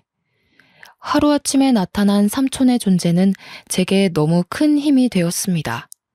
덕분에 저는 동네 슈퍼의 사장이 되었고 그간 힘들게 하던 일과는 다르게 나름 편하게 일을 할 수 있었죠. 그런데 이게 또 사람 욕심이라는 게 막상 편한 일을 하면서 몸이 쉬니까 딴 생각이 들더라고요. 엄마, 내가 지금 여기서 카운터나 보고 물건 채울 게 아니라 이걸 애들이나 엄마한테 맡기고 난 다른 일을 해서 돈 버는 게 맞지 않을까 싶어요. 그래야 돈이 더 모일 것 같은데. 제 고민은 딱 이거였고 전 망설임도 없이 그냥 바로 투잡을 했습니다. 오전에는 물건을 채우고 힘쓸 일이 많아서 제가 가게를 봤고 오후에 제가 배달 일을 하러 가면 동생들과 엄마가 번갈아 가면서 가게를 봐줬죠. 이렇게 하니까 저는 저대로 배달 일을 해서 돈을 벌 수 있었고 가게는 가게대로 운영이 되니 꽤 돈이 모이기 시작했습니다. 그간 제가 벌어다 주는 돈만 써서 늘 미안해하던 가족들도 뭔가 보탬이 된다는 생각에 많이 기뻐했어요. 특히 몸이 약한 저희 엄마는 온종일 집에만 있기 참 갑갑해 하셨어서 너무 좋아하셨습니다. 엄마 몸에 물이 안 갈 정도로만 일하고 애들한테 맡기고 집 가서 쉬어. 알겠지? 괜히 무리해서 병원 가면 병원비가 더 나와. 알겠어. 걱정 마, 아들. 근데 엄마는 집에 있는 것보다 가게 나와 있는 게 훨씬 좋아. 사람들도 만나고 대화도 하고 뭔가 이제야 살아있는 기분이 들어. 네 아빠가 한평생 속만 썩이다 간 줄 알았더니 이렇게 좋은 친구를 둬서 참 다행이지 싶다. 그렇지, 아들? 그렇긴 하지. 무엇보다 삼촌이 이렇게까지 도와줄 필요가 없는데 도와주셔서 너무 감사하지. 다음 달 되면 밥 한 끼 같이 먹기로 했으니까 그때 엄마도 같이 먹어. 오랜만에 인사도 할 겸. 저희 가족은 정말 몇 년 만에 웃음을 되찾았습니다. 하하호호 가족들이 둘러앉아 저녁을 먹기도 했고 별로 재미도 없는 얘기들이 어찌나 재밌던지 한참을 깔깔거리며 웃기도 했지요. 이제야 사람 사는 것 같은 기분을 느끼고 있었어요. 그런데 뭔가 이상한 일이 벌어졌습니다. 여동생과 엄마가 업무를 해주고 난 후 가게 상황에 대한 인수인계를 제게 해줬을 때 한 번도 문제가 된 적이 없었어요. 그러나 어느 날부터 여동생들이 가게를 맡는 시간대에만 자꾸 물건이 없어지고 계산도 틀렸습니다. 저는 이 문제로 동생들에게 진지하게 물어봤죠. 며칠 내내 너희가 가게 볼 때만 자꾸 계산도 틀리고 물건 수량이 안 맞거든? 처음에는 너희가 계산을 잘못한 줄 알고 그러려니 했는데 점점 시간이 지날수록 이건 단순 계산 실수가 아니야. 우리도 모르겠어. 진짜 그 시간대에 손님이 많은 것도 아니고 오는 사람들만 오는데 뭐가 문제인지 진짜 모르겠어. 확실한 건 아니지만 혹시 누가 물건을 훔치거나 그런 거 본 적 없어? 봤는데 너희가 무서워서 아무 말도 못하고 그러는 거 아니야? 오빠한테는 솔직하게 말해도 돼. 괜찮으니까. 아니야. 진짜로 그런 사람 없었어. 문제 자체가 없었다고. 있었으면 우리가 말했지. 우선은 당분간은 오빠가 아예 가게를 볼게. 이거 지금 하루 이틀 마이너스 나는 거 합쳐보면 절대 적은 금액이 아니거든? 동생들에게 물어봤으나 전혀 이상한 게 없었다기에 하는 수 없이 배달 일을 잠깐 쉬고 일주일간 제가 가게를 온종일 보기로 했습니다. 마이너스 나는 금액뿐 아니라 사라지는 물건들을 합쳐보면 손해가 이만저만이 아니었거든요. 분명 누군가가 물건에 손을 대고 있는 게 분명하다는 생각이 들었기에 범인을 잡아야 했습니다. 아침부터 밤까지 가게에 있었는데 이게 참 여간 지루한 게 아니었어요. 저는 그동안 몸 쓰는 일을 해서 그런지 이렇게 편하게 앉아서 시간을 보내는 게 쉽지 않았죠. 그래도 좋았던 건 온종일 가게에 있으니 동네에 돌아가는 상황을 알고 싶지 않아도 다 알게 되더라고요. 누구네 집 손주 일부터 시작해서 다들 어떻게 살고 있는지 정겨운 얘기들이 오고 가는데 듣는 재미가 있었습니다. 동네가 좁고 이곳에서 오래 살아서 온 동네 사람들이 다 아는 사람이었거든요. 그래서 처음에 제가 이 가게를 운영한다고 했을 때 저희 집 사정을 뻔히 아는 이웃들은 한마음 한뜻으로 잘 됐다며 많은 응원을 해줬죠. 저희 가게에서 조금만 더 가면 규모가 훨씬 큰 슈퍼마트가 있었는데 저희 사정을 잘 아는 이웃분들은 모두 저희 가게를 들려주셨어요. 그렇기 때문에 늘 가게 물건에 더 신경을 썼고 보다 저렴하게 판매하려고 노력을 했어요. 그런데 제가 가게를 보고 있던 중 원래대로라면 동생들이 있어야 할 시간에 낯선 얼굴이 보였습니다. 오늘 옆집 저녁 반찬이 뭔지도 않은 이 동네에서 제가 생전 처음 보는 여자가 들리는 거예요. 언뜻 보기엔 제 또래 같았어요.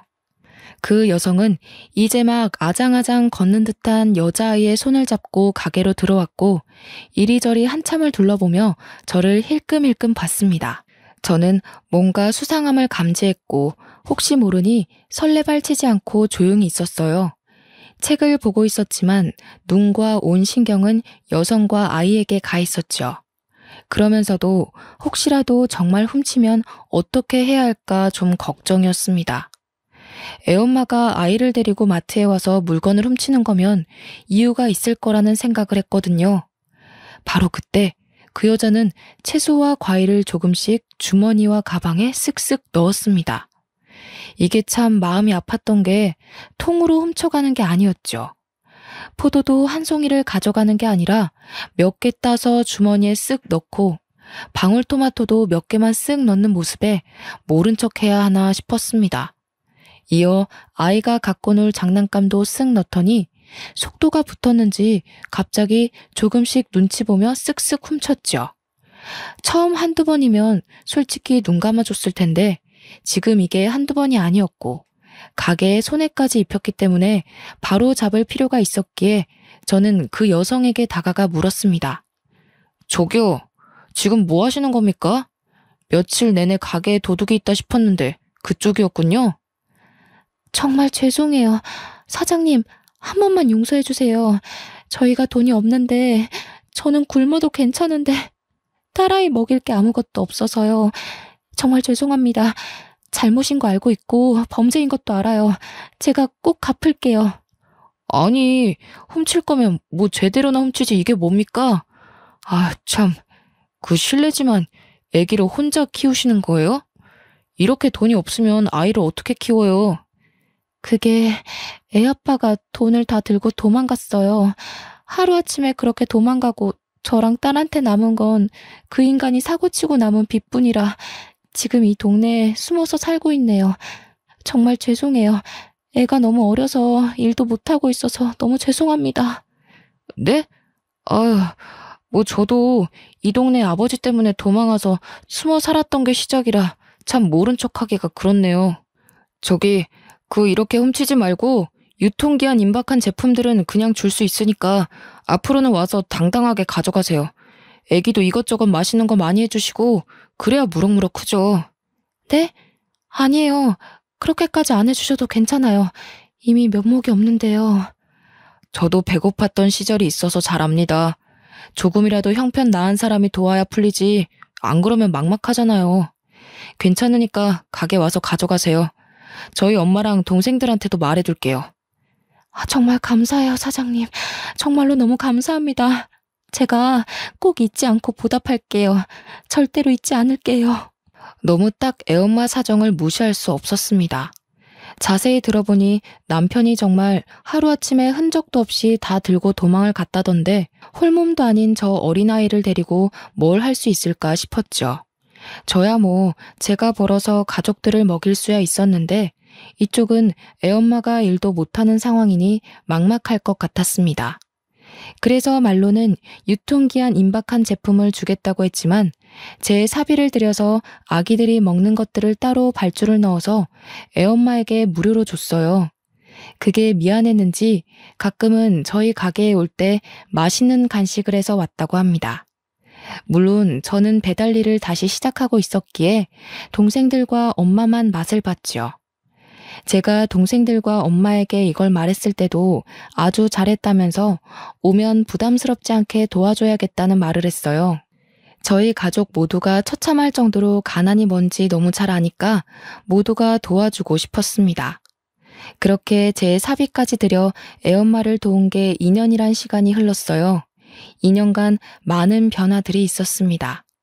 제 동생들은 대학 입학을 했고 저랑 엄마는 다 무너져가는 집이 아니라 번듯한 집으로 이사를 했죠.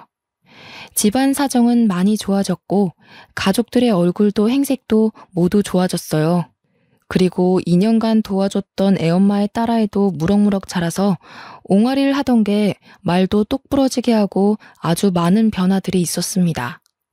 그러던 어느 날 갑자기 애엄마가 가게 마감 직전에 저를 찾아왔는데 애도 없이 혼자 늦은 시간에 왔길래 깜짝 놀랐죠.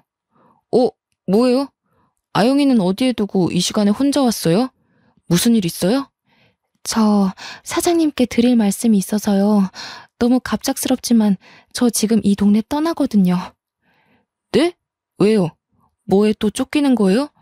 무슨 일인데 한밤중에 갑자기 떠나요? 나쁜 일은 아니고 저 제대로 살려고 가는 거예요. 갑작스럽게 이런 말 해서 미안하지만 사장님, 여기 이 자리에 꼭 계셔야 해요. 제가 꼭 올 거니까 아셨죠? 제가 은혜 갚을 기회 주셔야 해요. 그래서 그 말 하려고 급하게 왔어요. 그렇게 애 엄마는 제게 기약 없는 약속을 하고 떠났습니다. 사실 많은 생각이 들었어요. 애 엄마와 뭐 사적인 감정이 있던 건 아니지만 2년이라는 시간 동안 꽤 서로 가깝게 지냈기 때문에 정도 들어서 생각이 많이 났습니다. 언제 올지도 모르고 막말로 안 올 수도 있는데 저는 자꾸만 기다려졌어요. 이상하게 언젠가 애엄마가 찾아왔을 때 제가 더 멋진 사람이 되어 있고 싶다는 생각에 발전하려 노력을 했습니다. 그렇게 3년이 흘렀을 때 저희 가게 앞에 낯선 외제차가 서 있더라고요. 이 동네에 저렇게 좋은 차를 타고 다니는 사람이 없어서 눈길이 갔습니다. 잠시 흘겨본 후 저는 가게로 들어가려는데 외제차 안에서 한 여자가 내렸죠.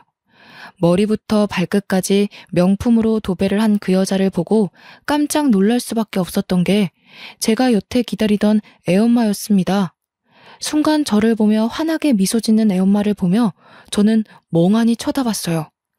사장님, 저 약속 지키러 왔는데 너무 늦었죠? 아니, 이게 어떻게 된 일이에요? 저 보다시피 아주 성공했어요. 사장님한테 바로 올 수 있었지만 성공해서 은혜 갚을 수 있을 때 오고 싶었거든요. 그러다 보니 시간이 이렇게 흘렀네요. 다행이네요. 성공해서 정말 다행이에요. 아영이는 잘 지내고 있는 거예요? 네, 우리 아영이도 잘 지내고 있어요. 사장님, 이제 마감하면 회포나 풀로 갈까요? 제가 정말 근사한 저녁 대접할게요. 갑자기 나타난 애엄마는 정말 놀라울 정도로 성공해서 돌아왔습니다. 들어보니 애엄마는 원래 애아빠랑 옷 장사를 같이 하고 있었다고 해요. 그런데 아이를 낳고 애아빠가 딴 마음을 먹기 시작했다고 하더라고요. 애엄마가 자꾸 비밀번호 같은 걸 깜빡깜빡하니까 본인 다이어리에 통장 비밀번호랑 계좌번호를 세세하게 적어놨었다고 합니다. 근데 그걸 남편이 보고 돈을 훔쳐 달아난 거지요. 애아빠는 심지어 결혼하자마자 애엄마의 친정엄마가 가진 건물을 자기가 관리하겠다며 고집을 피울 정도로 재산에 눈독을 많이 들였다고 합니다. 이미 그 건물 1층엔 음식 장사하는 다른 사업주도 있었는데 그걸 일방적으로 계약 파기를 시키라고 난리를 피웠다고 하더라고요. 친정은 돈이 많은데 친정 부모님이 하나도 베풀지 않는다는 생각에 가족을 버리고 애엄마의 돈을 택한 겁니다. 부모님이 그 남자랑 결혼은 절대 하지 말라고 했는데 제가 정말 사람 보는 눈이 없어도 너무 없었죠. 저는 친정 부모님 도움 없이도 어떻게든 살아보려고 남편이랑 옷 장사를 같이 시작한 건데 그런 남편 눈에는 제가 참 멍청해 보인 거죠. 그냥 친정 부모님이 주는 재산 따박따박 받아먹고 살면서 편하게 살면 되지 왜 이렇게 쓸데없는 고집을 피우냐면서요. 결혼하자마자 지독하게 싸우기 시작했는데 남편이 하필 제 통장 비밀번호를 알아내서는 제 통장 잔고를 확인하고 저를 버렸어요. 친정엄마가 사실 새엄마였던 탓에 한 푼도 지원받지 않고 자수성가하려고 했던 애엄마의 꿈은 좌절되고 말았어요. 심지어 애아빠가 개인 신용대출을 2억 넘게 받고 도망쳐버린 바람에 달아난 애아빠를 찾으려고 빚쟁이들에게 쫓기는 신세까지 되었더라고요. 물론 옷사업도 망하고 자금도 없던 탓에 살 곳조차 없었던 애엄마는 결국 친정집에 들어가서 모든 사실을 말하고 법적 조치를 전부 취했다고 해요. 작정하고 숨어버린 애아빠를 찾기 위해 흥신소의 힘을 빌려 사람을 찾아냈고 2년간의 법정 공방 끝에 빼앗긴 돈을 받아냈다고 해요. 그리고 접었던 옷사업을 다시 시작했고 임산부가 입어도 될 만큼 편안한 옷을 타겟으로 잡아 팔았더니 대박이 난 겁니다. 원래도 감각이 좋았던 애엄마가 체형에 상관없이 이쁜 옷을 찾아내기 위해 동대문에서 발품을 팔았고 이후엔 77 사이즈 이상의 사람들도 편하게 입을 수 있는 옷을 자체 제작해서 팔았더니 떼돈을 벌게 된 거죠. 애엄마가 홀로 아이를 키우면서 그 험난한 역경을 겪었을 걸 생각하니 참 마음이 쓰렸습니다. 현재 애엄마의 모습과 제가 도와줬을 때 애엄마의 모습이 겹쳐 보이면서 묘한 감정이 들었어요. 그 당시에는 표정도 없었고 주눅이 잔뜩 들어서 살짝만 톡 하고 건드리면 금방이라도 눈물을 쏟을 것 같았는데 이렇게 성공한 모습으로 찾아와줘서 제가 다 고마웠습니다. 정말 당찬 모습을 보면서 웃는 게 이렇게 아름다운 사람이었구나를 느끼며 긴 회포를 풀던 중 애엄마는 제게 반복해서 한 말이 있었죠. 꼭 성공했을 때 떳떳하고 멋진 모습으로 저를 찾아오고 싶다는 말입니다. 저 솔직히 몇 년 동안 너무 힘들고 포기하고 싶었던 순간이 한두 번이 아니었거든요. 근데 그럴 때마다 어떻게 버틴 줄 아세요? 아영이 생각해서요? 물론 그것도 맞지만 저 사장님 생각하면서 버틴 거예요. 내가 꼭 멋진 모습으로 사장님 앞에 당당하게 나타나고 싶었거든요. 처음에는 그냥 감사해서 좋은 마음이 있다고 생각했는데 시간이 지나면서 보니까 저 사장님 좋아하더라고요. 네? 아유, 갑자기 왜 그런 말을. 아영 엄마, 좀 취기가 올라온 것 같은데 이만 일어설까요? 아니요, 저 오늘 아주 작정하고 온 거예요. 물론 사장님은 저에 비해 너무 인품도 좋으시고 훌륭하신 분인 거 알아요. 거기다 저는 이혼녀의 애까지 딸려 있어서 많이 부족한 것도 알고요. 그런데요, 사장님, 저 바닥까지 쳤다가 혼자 이렇게 일어선 여자예요. 사장님이랑 저랑 함께하면 우리가 못 해낼 게 있을까요? 사장님이 제가 싫은 게 아니라면 우리 진지하게 만나봐요. 솔직히 저도 이 감정이 뭔지 아직도 헷갈리긴 해요. 이게 좋아하는 마음인지 아니면 마음을 하도 써서 걱정스러운 마음인 건지 모르겠는데 먼저 그렇게 용기 내줘서 고마워요. 웃기게도 저랑 애엄마는 사랑에 빠졌습니다. 진작부터 서로에게 미묘한 감정이 있었지만 애엄마는 본인의 사정이 좋지 않았고 저는 그런 애엄마에게 이성의 감정을 느낄 수가 없었죠. 본인 삶도 힘든 사람에게 함부로 다가갈 수 없었거든요. 그리고 무엇보다 제 감정이 사랑인 건지 동정인 건지 저도 헷갈렸습니다. 그런데 먼저 용기를 내어 제게 고백해주는 애엄마의 말을 들으며 점점 확신했고 연애를 시작했어요. 저희 두 사람의 만남은 양가에서 가장 좋아해 주셨습니다. 어떻게 만나게 된 사이인지 다 아셨기에 축복 속에 연애를 할 수 있었죠. 또 이맘때쯤 제 동생들은 사회에 각자 자리를 잡았기 때문에 집안에 행복한 일들이 가득했거든요. 사실 만난 기간은 고작 7개월 만에 결혼을 하게 되었는데 이미 그 전부터 몇 년간 서로에 대한 마음이 있었고 서로를 너무 잘 알았기에 문제될 건 하나도 없었습니다. 저희 엄마께서는 애엄마에게 이런 말씀을 해주셨어요. 아가야, 아가도 고생 참 많았으니 이제 동우한테 기대서 편하게 살아라. 그리고 우리 동우도 가족들 때문에 한평생 고생만 했거든. 알고 있지? 그냥 너희 둘이 서로 아껴주면서 이제라도 편하게 살았으면 좋겠어. 나는 그럼 소원이 없을 것 같다. 어머님, 부족한 저 받아주셔서 감사해요. 가장 못난 모습일 때 곁에서 다 지켜보셨는데 선뜻 이렇게 허락도 해주시고 너무나도 감사해요, 어머님. 아니다. 그게 무슨 말이야. 못나긴 뭘 못나. 내 새끼 지키려는 애미 모습보다 더 훌륭한 모습이 있어? 난 그렇게 생각 안 하니까 마음 쓰지 말고 둘이 예쁘게 잘 살아. 그리고 우리 손녀딸 아영이 자주 보여주고. 그래야 할미랑 정들지. 네, 꼭 그럴게요. 저희가 효도해야 하니까 오래 사셔야 해요. 우리 아들이 이렇게 예쁘고 고운 각질을 얻는다고 하니까 내가 눈물이 다 날 것 같네. 참 고맙다, 아가야. 엄마께서는 아내를 너무 예쁘게 봐주셨어요.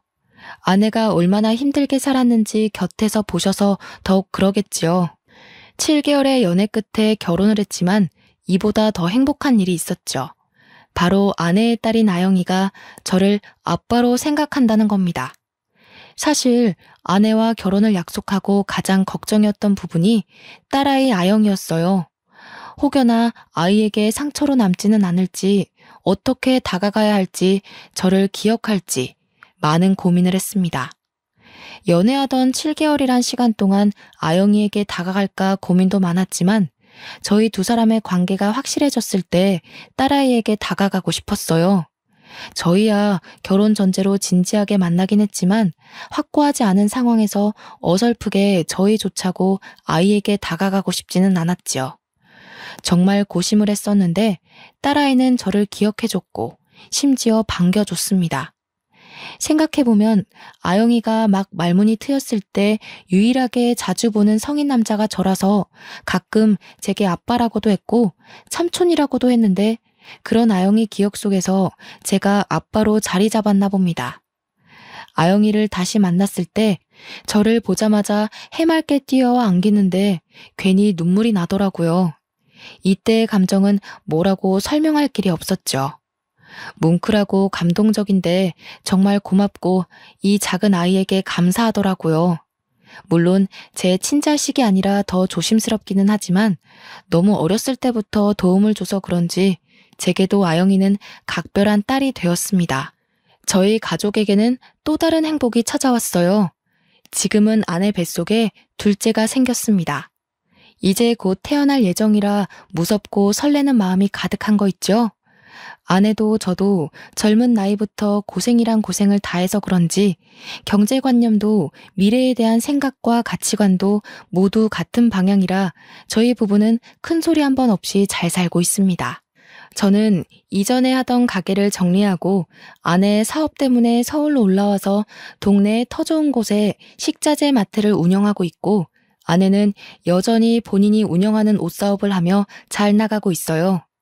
둘째가 뱃속에 있어서 몸이 참 고단하고 힘들 텐데도 하루도 쉬지 않고 일하는 아내를 보면 안쓰럽기도 하고 존경스러운 마음이 공존했습니다. 지금도 행복한 저희 가족이지만 곧 태어날 둘째와 함께 저희 네 식구는 앞으로 더 행복하게 살 겁니다. 결국 제가 베푼 온정이 큰 사랑으로 돌아왔다는 생각에 태어나 가장 잘한 일이 아닐까 싶더라고요.